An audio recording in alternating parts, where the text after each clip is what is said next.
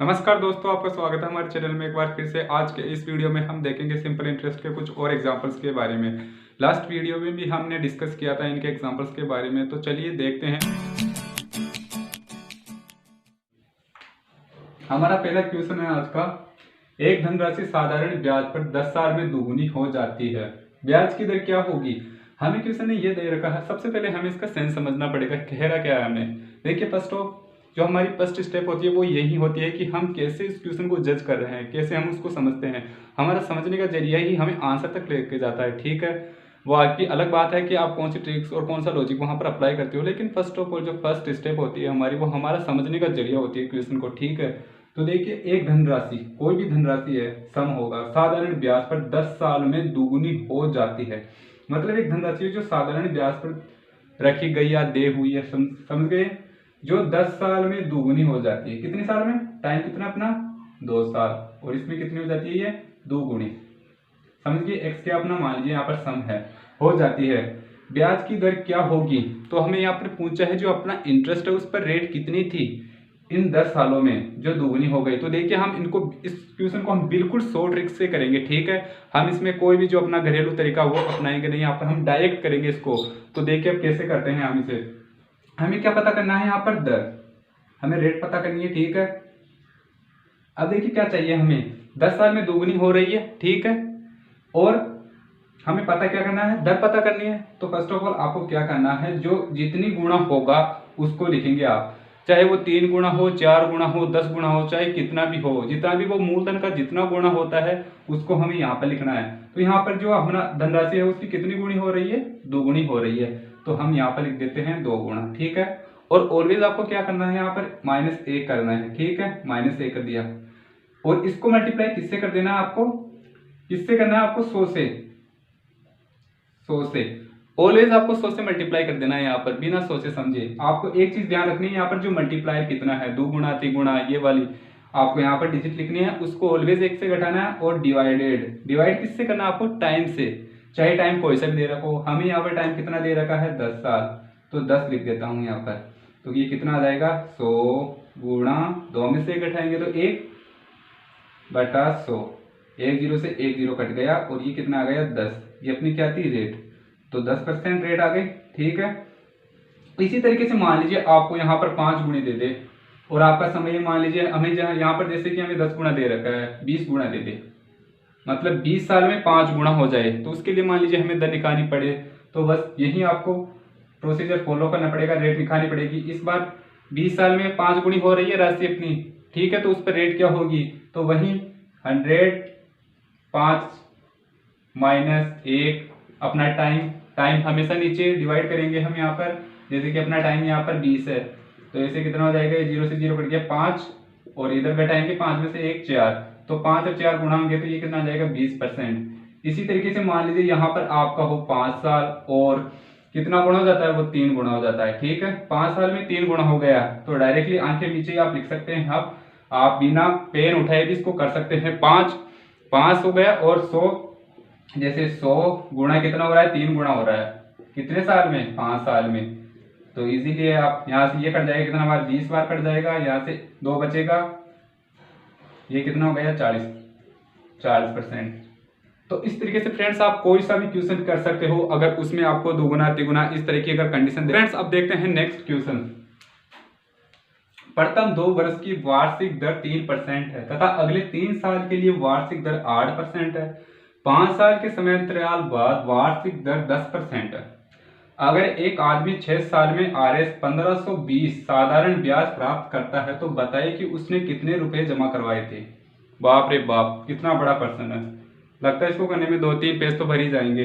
नहीं, लेकिन हम आपके लिए लेके आए बिल्कुल 100 ट्रिक्स। देखिए कैसे करते हैं। इतने बड़े क्वेश्चन को देख के घबराने की कोई जरूरत नहीं है। हमें क्या करना होगा? फर्स्ट ऑफ स्टेप कि हम इसका सेंस समझना पड़ेगा, ठीक है। हमें इसको सेंस समझना पड़ेगा हमें इसका, बिल्कुल। और कुछ भी नहीं है यहाँ पर। बड़ा क्वेश्चन कितना भी बड़ा हो, हमें उसकी दिक्कत बिल्कुल नहीं लेनी होगी यहाँ पर। अब देखते हैं, इसको समझते हैं। प्रथम 2 वर्ष की वार्षिक दर, जो प्रथम 2 साल उसकी वार्षिक दर थी 3%। तो ठीक है, प्रथम साल मान लीजिए हम इसको T1 मान लेते हैं, क्योंकि यहाँ पर हमें बहुत समय दे रखा है, 3 बार समय दे रखा है। T1 इसको मान 2 साल हमें दे रखा है यहाँ पर। और दर कितनी है इसकी? 3%। हम दर को भी R1 मान लेते हैं। चलिए आगे बढ़ते हैं। तथा अगले 3 साल के लिए वार्षिक दर 8% है। इस 2 साल के बाद में अगला 3 साल, जो अगले 3 साल आएंगे 2 साल के बाद वाले, ठीक है, तो मान लीजिए वो समय था अपना T2, वो कितना था अपना यहाँ पर 3 साल, और रेट कितनी थी इसके अंदर 8%। 5 साल के समय अंतराल बाद, देखिए 5 साल के समय अंतराल बाद तो ये दोनों मिलके कितना हो गए 5 साल, तो इन दोनों के अंतर के बाद ये दोनों कुल मिलाकर 5 साल हो जाएंगे। इसके बाद की बात कर रखी है यहाँ पर, वार्षिक दर 10% है। मतलब 5 साल बाद की जितने भी हमारी रेट ऑफ इंटरेस्ट होगा वो होगी हमारी कितनी 10%, मतलब कि 10% पर ब्याज लगेगा, फिर चाहे वो 5 साल बाद में कितना भी समय हो हमारा, ठीक है। अगर एक आदमी 6 साल में 1520 साधारण ब्याज प्राप्त करता है, देखिए यहाँ पर हमें नोट करना है 6 साल में 1520 साधारण ब्याज प्राप्त करता है, ठीक है। तो 5 साल के जस्ट कितने साल हो गए 6 साल, मतलब कि 1 साल एक्स्ट्रा और चलेगा काम। 5 साल तो ये दोनों मिलाकर हो गए थे, लेकिन वो 6 साल में अपना साधारण ब्याज प्राप्त कर देता है, उसके बाद में कुछ लागू नहीं होगा, सब फिनिश हो जाएगा काम। तो 5 साल के बाद में उसने कितने साल और दिया, मतलब कितने साल और ब्याज लेने की कोशिश करेगा वो 1 साल। 6 साल है ना, यहाँ पर 5 साल हमारे थे, तो हमारा जो T3 होगा, यहाँ पर ध्यान दीजिए T3, ये दोनों 5 साल थे, ये 6 साल, तो हमें यहाँ पर 6 साल नहीं लिखना, क्योंकि 5 साल के समय अंतराल बाद दे रखा है। 5 साल के समय अंतराल बाद 6 साल, जो कि कितना होगा इन दोनों के बाद का 1 साल ही होगा, 1 साल बचेगा, ठीक है। यहाँ पर हमें 6 साल नहीं करना है, समय अंतराल बाद, मतलब समय अंतराल बाद का 1 साल ही बचेगा। फिर इस समय अंतराल में हमारी रेट ऑफ इंटरेस्ट कितनी थी, समय अंतराल के बाद वार्षिक दर कितनी थी हमारी 10% थी, और साधारण ब्याज कितना मिला उसको 1520 रुपये। हमें पता क्या करना है, बताइए कि उसने कितने रुपए जमा करवाए, हमें मूलधन पता करना है कि उसने कितने रुपए जमा करवाए थे, तो पी हमें यहाँ पर पता करना है। यह था अपना डेटा जो कि हमें लिखना था, जो काफी बड़ा लगा होगा, ठीक है। इसके लिए बिल्कुल शॉर्ट सा फॉर्मूला है, वो आपको फॉलो करना होगा। यहाँ पर देखिए हम ऐसा लिखते हैं, सिंपल इंटरेस्ट बराबर PTR/100, ये सभी को पता है, लेकिन हमें यहाँ से क्या पता करना था P। चलिए P पता करते हैं, तो क्या हो जाएगा, ये 100 इधर आ जाएगा, ये गुणा हो जाएगा सिंपल इंटरेस्ट से, ठीक है। अब TR, अब आप यहाँ पर देखिए हमें T 3 बार T दे रखे हैं, 3 ही बार रेट दे रखी है, तो क्या करेंगे इन सबका सम कर लेंगे, योग कर लेंगे। कैसे करेंगे, एक बार जैसे कि ये दोनों यहाँ पर क्या हो रहे हैं मल्टीप्लाई होंगे, तो इधर आकर भी ये मल्टीप्लाई होंगे, R1T1 plus R2T2 plus R3T3, ठीक है। यही फॉर्मूला में यहाँ पर अप्लाई करना है और अपना सीधा सा आंसर आ जाएगा। देखिए कैसे करते हैं हम यहाँ पर अप्लाई, 100 गुणा सिंपल इंटरेस्ट कितना दे रखा था यहाँ पर 1520 रुपये प्राप्त करता है वो, ठीक है, 6 साल बाद में। तो टोटल सिंपल इंटरेस्ट 6 साल का कितना होगा अपना यहाँ पर 1520। R1 शुरुआत की रेट कितनी दे रखी थी 2 साल की 3%, तो 3 और समय क्या था उस दौरान 2 साल। बस इस तरीके से हम गुणा करते जाएंगे। रेट दूसरे साल के लिए रेट कितनी थी, दूसरे टाइम के लिए 8, और सेम टाइम कितना था 3 प्लस R3 नेक्स्ट टाइम के लिए कितनी थी अपनी रेट 10%, और टाइम कितना था 1 साल। 6 साल नहीं करना हमें, ठीक है, यहाँ पर 6 साल नहीं करना, बस इन सभी को सिंपल कर लेंगे हम। सिंपल करने के लिए क्या करेंगे, फर्स्ट ऑफ ऑल आप 100 गुणा 1520 को ऐसे लिख दीजिए, इनको सिंपल करेंगे हम। 6 प्लस ये कितना हो जाएगा 24, ये कितना हो जाएगा 10, ठीक है। मैं इधर कर लेता हूँ 100 गुणा 1520 बटा ये कितना हो जाएगा 24 10 34, 34 और 6 40, एक जीरो से एक जीरो कट गया, ठीक है। ये कितना बच जाएगा, 3 बार जाएगा 8, तो ये कितना आ जाएगा 380, 10 से गुणा होगा तो 3800। तो अपना आंसर कितना आ गया इसका 3800 रुपये।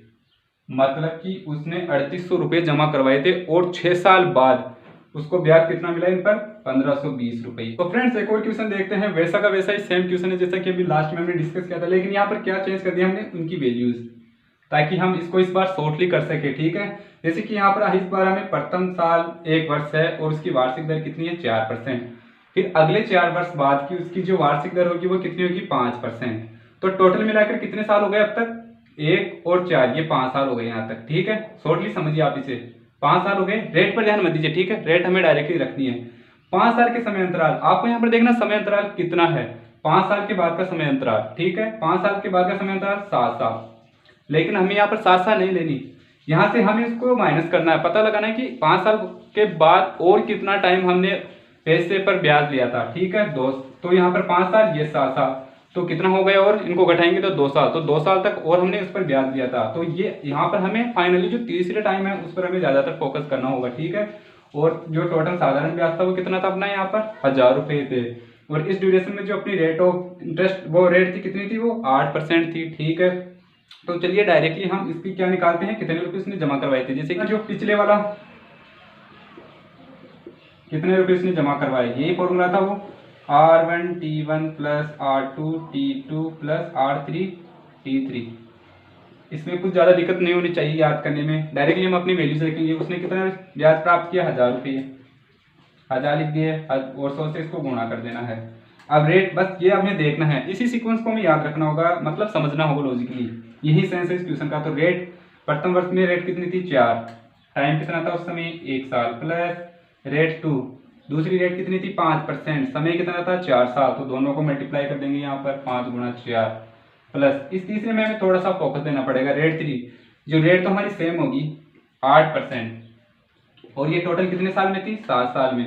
5 साल का हमने पता लगा लिया, बचा कितना, 2 साल। बस यहाँ पर हमें थोड़ा सा ध्यान रखना है, 2 से मल्टीप्लाई कर देना है, बाकी इसको सोल्व कर लेंगे हम।